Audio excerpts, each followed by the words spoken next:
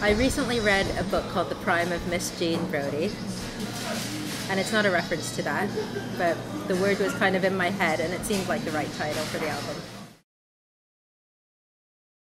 When I moved to Leeds 10 years ago, I was told that it has the second highest per capita number of jobbing musicians out of any city in the world, which is insane. And so there are tons and tons of musicians in Leeds, and you'd think it would be just easy to just record an album.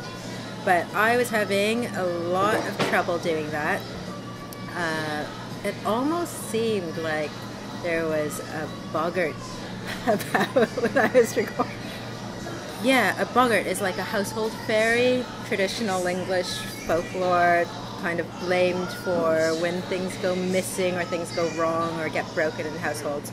And recording the album was like that. It took disaster to a new level. And so after a few years of trying to record in England, a friend of mine who was living in Calgary called me up and asked me to come record at her house because her husband is an amazing sound engineer and he engineered and produced the whole album for us.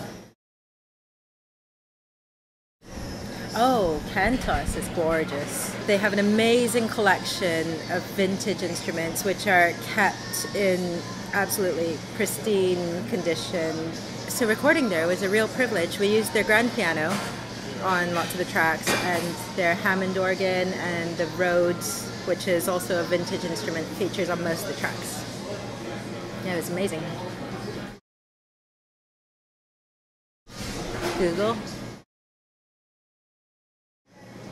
Yeah, it took about a week to do, kind of gathered all the equipment, built it in my friend's empty basement, and then all the musicians arrived and we all lived in this house and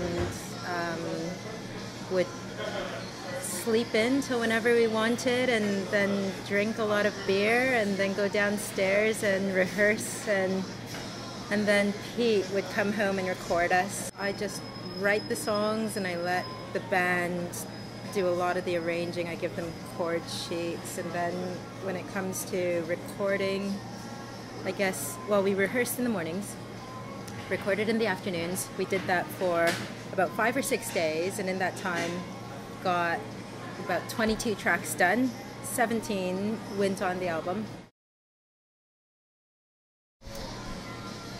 I sometimes see pink, but most of the time I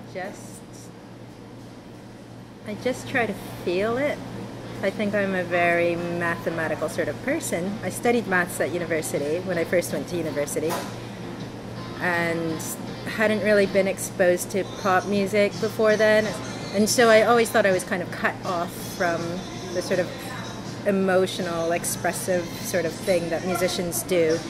And so when I'm actually performing or playing or singing, I guess for me, I just try to draw down into myself and connect with whatever emotion is going on. So it's more a feeling than color. Might cause me great chagrin, and I hope you'll have an attitude of tolerance when you see my rendition of this Blue Steel thing. And I'll probably end up looking like a psychic vampire. But yeah, well, yeah, I'll do it. Are you ready? I'm ready. Okay, I have to. Sure.